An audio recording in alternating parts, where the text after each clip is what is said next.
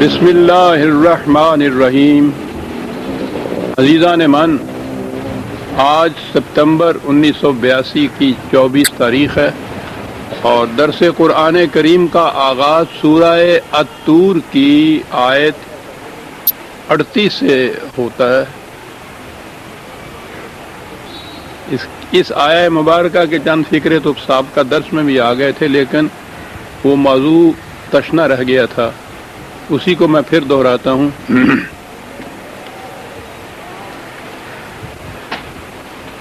عربوں کے ہاں بھی اور اس دور میں قریب ہر مذہب میں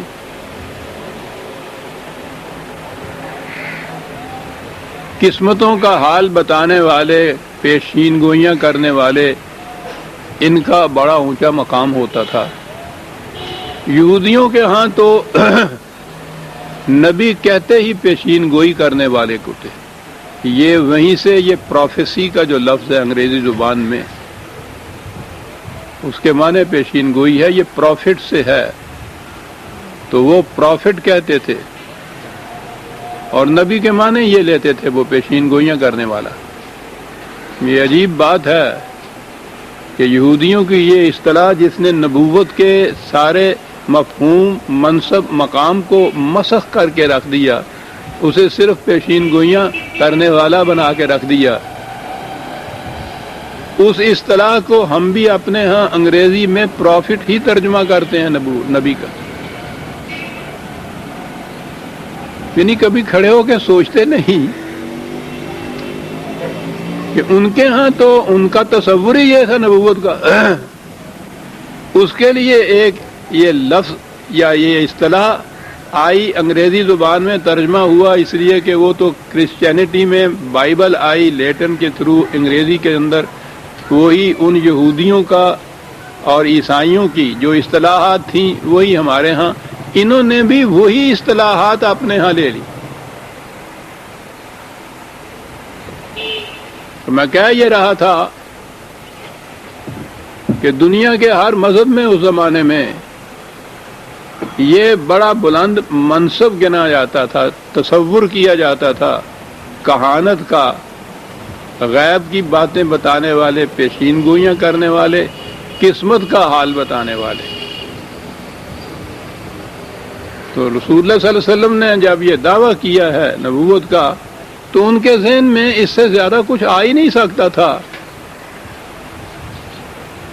قرآن کریم کا جو انداز تھا اس سے انہوں نے یہ سمجھا کہ یہ نثر کی کتاب تو نہیں، تو شاعری کی کتاب گئی، تو آپ کے متعلقہ شاعر ہو گئے۔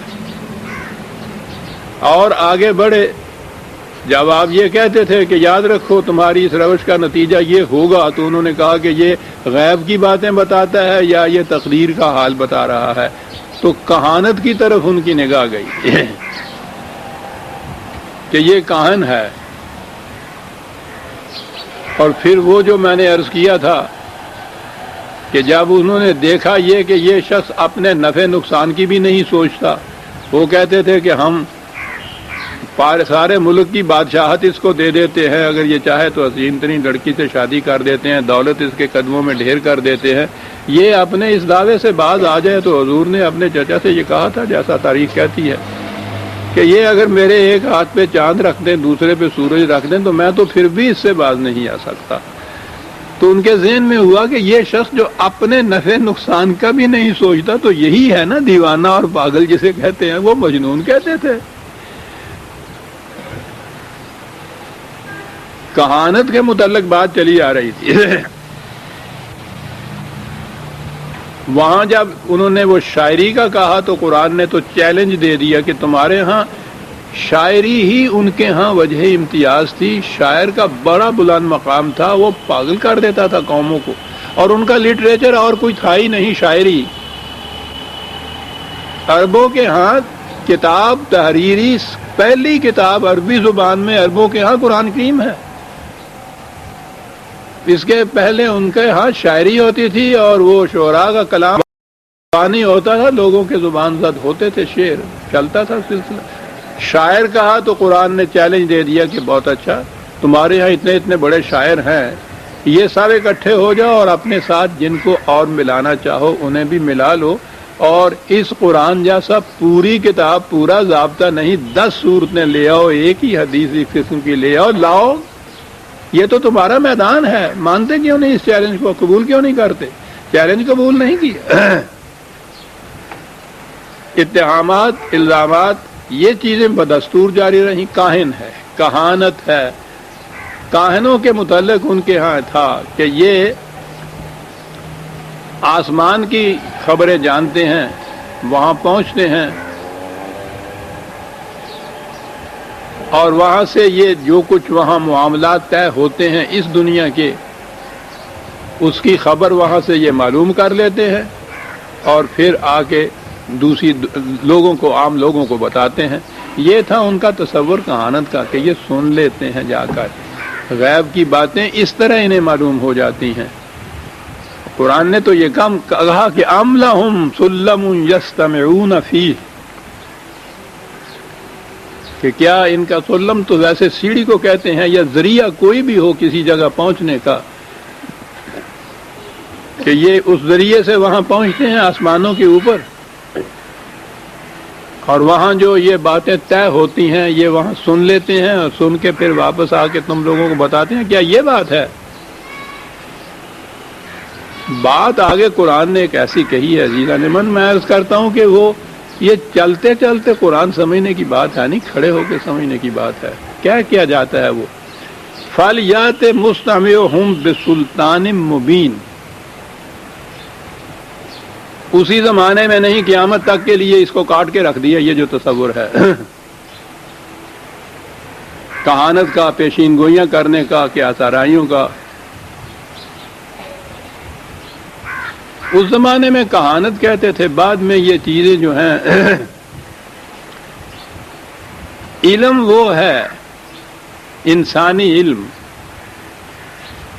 جسے حاصل کیا جاتا ہے، اس کی تعلیم کی جاتی ہے، دوسرے کی طرف منتقل کیا جاتا ہے۔ علم کے لیے شواہد چاہیے، علم کے لیے دلائل چاہیے، بصیرت چاہیے، عقل چاہیے، فکر چاہیے، شعور چاہیے۔ یہ تمام چیزیں ہوں تو علم حاصل ہوتا ہے، اور جو علم ہوتا ہے اسے پھر دلائل کی روح سے سمجھایا جاتا ہے، اس کے دعوی کی تصدیق کی جاتی ہے، توثیق کی جاتی ہے دلائل کے ذریعے سے۔ انسانی علم یہ ہے، وہی ہے کہ وہ انسانی فکر کی حاصل کردہ علم نہیں ہوتا، انسان کے اپنے خیالات و کسب و ہنر کا دخل نہیں ہوتا، خدا کی طرف سے براہ راست نبی کو وہ علم ملتا تھا، تو اس حد تک تو وہ انسانی علم سے الگ ہو گیا۔ علم حاصل کرنے کا جو ذریعہ تھا انسانی، اس میں ان ذرائع میں سے کوئی ذریعہ نہیں ہوتا، اس میں حاصل تو وہ ہوا۔ اب بات یہ ہوئی، وہاں کہانت کہتے تھے، آگے جب چلی ہے تو اصطلاح ہی بدلی ہے۔ ایک اصطلاح ہے انٹیوشن،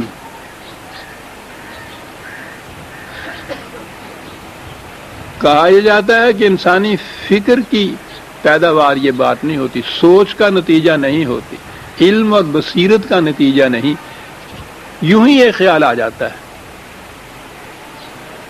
شاعری میں عام طور پر انٹیوشن کو کہا جاتا ہے کہ بڑا دخل ہوتا ہے، وجدانی علم اسے کہا جاتا ہے۔ وہ میں نے کہا تھا کہ یہ شاعروں کا دعویٰ یہ ہوتا ہے، یہ آتے ہیں غیب سے، یہ مضامی خیال میں غالب سریر خامہ نوائے سروش ہے۔ ایرانیوں کے ہاں اس فرشتے کو سروش کہتے تھے، جو ان خیالات کو شاعروں تک لاتا تھا اور پہنچاتا تھا۔ وہ وہی کی بات ہی تھی، حقیقت میں الفاظ بدل دیے تھے انہوں نے۔ ادھر سے یہ سامی مذاہب تھے، ان کے ہاں جبریل کہا جاتا تھا اس فرشتے کو جو پیغام لاتا تھا، ان کے ہاں انہوں نے وہ جبریل نہیں اپنے ہاں لیا، یہ ایرین جو تھے انہوں نے اس کی بجائے ایک سروش نام رکھا، وہ فرشتہ کہ جو غیب کے مضامین شعراء تک لاتا ہے، تو اس لیے غالب سریر خامہ، کیا بات ہے غالب کے اندازے میں، سریر خامہ نوائے سروش ہے، اسے وجدان کہتے ہیں۔ یہ آتے ہیں غیب سے یہ مضامین خیال میں، ان سے پوچھا جائے کہ یہ بات تم کیسے کہتے ہو، تو وہ کہتے ہیں کہ یہ تو ہم نہیں بتا سکتے، اس کے لیے ہم دلیل نہیں دے سکتے کہ ایسا کیوں ہوگا۔ بھئی یہ تو ایک غیب کی بات ہے جو ہم تک پہنچی ہے، ہم نے آپ تک پہنچا دی، دلیل نہیں ہوتی، انٹیوشن کے لیے دلیل نہیں ہوتی۔ یہ جو ندائے سروش ہے اس کے لیے دلیل نہیں وہ دے سکتے۔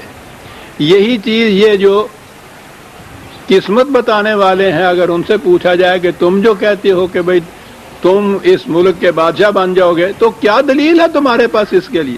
وہ کہتے ہیں کہ اس کے لیے دلیل نہیں ہوتی، یہ چیزیں دلیل سے نہیں ثابت کی جا سکتی، یہ تو غیب کی بات ہے، ہم تک پہنچی، ہم نے تم تک پہنچائی، دلیل نہیں ہوتی۔ یہ یاد رکھیے اس چیز کو، انٹیوشن کے لیے، وجدان کے لیے، ندائے سروش کے لیے، اس کے لیے دلیل نہیں دی جا سکتی۔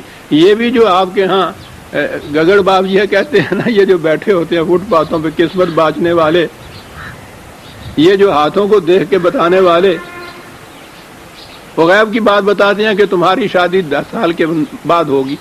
بھئی کیسے کہتے ہو تم کو؟ یہ علم انسانی کی روح سے کہا جائے گا تو وہ بتائے گا کہ میں نے یوں اندازہ لگایا ہے،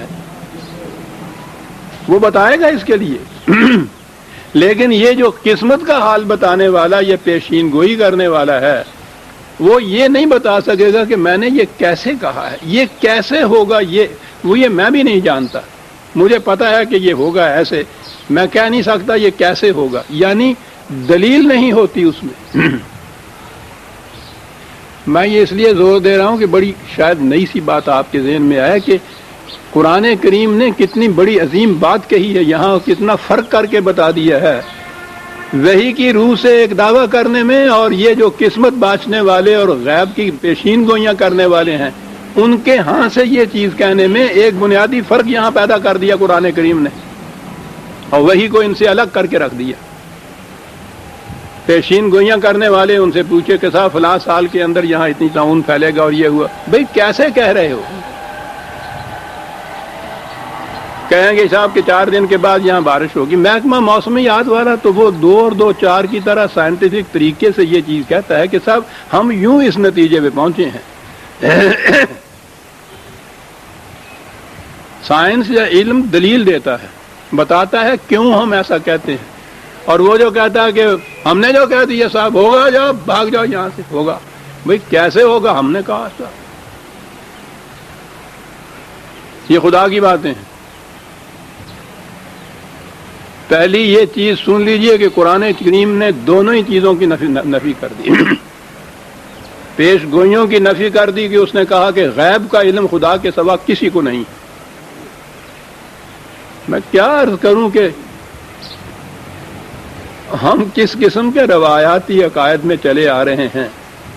پیش گوئیوں کی بنا پر ہمارے ہاں اولیاء بنتے ہیں، صوفیاء کرام ہوتے ہیں، حتیٰ کہ وہ مرزا صاحب نبوت کا ہی دعویٰ کرتے ہیں۔ صاحب دلیل کیا ہے صاحب اس کے لیے؟ ثبوت کیا ہے اس کے لیے؟ دلیل تو ہوتی نہیں، ثبوت کیا ہے؟ جی پیشین گوئیاں کرتے ہیں ہم جناب، یعنی الرغم قرآن کے، قرآن کہتا ہے کہ خدا کے سوا کسی کو غیب کا علم نہیں، رسول کہتا ہے مجھے بھی غیب کا علم نہیں ہے،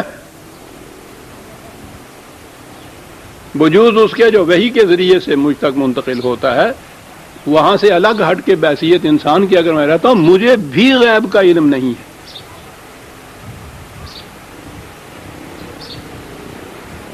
اندازہ لگائیے آپ، اب قرآن کی اس تحدی کے بعد کسی کا یہ کہنا کہ میں پیشگوئی کرتا ہوں، مجھے غیب کا علم ہے، کہاں پہنچاتا ہے اس کو؟ اور وہ اس کو ہم نبی نہیں مانتے، چلیے ان کو تو چھوڑ دیجئے۔ مقربین بارگاہ الہیہ، اولیاء اعظام، صوفیاء کرام، بڑے بڑے ولی کن باتوں کے اوپر ہوتے ہیں کہ جی وہ جو بات کہہ دیتے ہیں پتھر پہ لکیر ہوتی ہے صاحب، ٹالی نہیں سکتی وہ۔ کوئی کھڑے ہو کے نہیں پوچھتا کہ صاحب یہ تو خدا کہتا ہے کہ نہیں غیب کا علم خدا کے سوا کسی کو، وہ دعویٰ کرتے ہیں کہ یہ ہے غیب کا علم، تم دیکھو پورا ہوتا ہے یا نہیں۔ اور یہ ان کی اولیائی اور ان کے تقرب باری تعالیٰ کے دعوے کے ثبوت میں اسے پیش کرتے ہیں کہ وہ غیب کا علم جانتے ہیں۔ باقی رہا وہ قسمت کی بات، یہ خالص ایرانی چیز، تقدیر جسے یہ کہ لوگ کہتے ہیں۔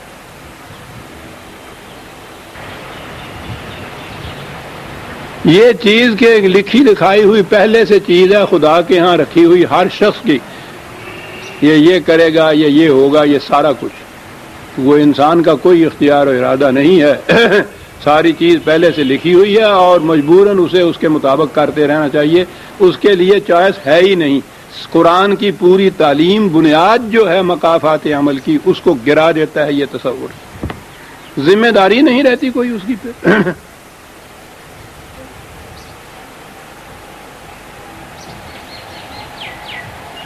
گر تو نمی پسندی تعبیر کن قدارا، تغییر کن قدارا، در کوئے نیک نامی مارا گزر نہ باشد، حافظ ہے۔ ٹھیک ہے گناہگار ہیں، فاسق ہیں، فاجر ہیں، ہر قسم کے عیب ہیں، برائیاں ہیں، کرتے ہیں، گر تو نمی پسندی تغییر کن قدارا، تجھے یہ پسند نہیں ہے ہمارا انداز تو تیری تو تقدیر ہماری لکھ دی ہوئی ہے اس کو بدل۔ ہم سے کیا کہتا ہے جی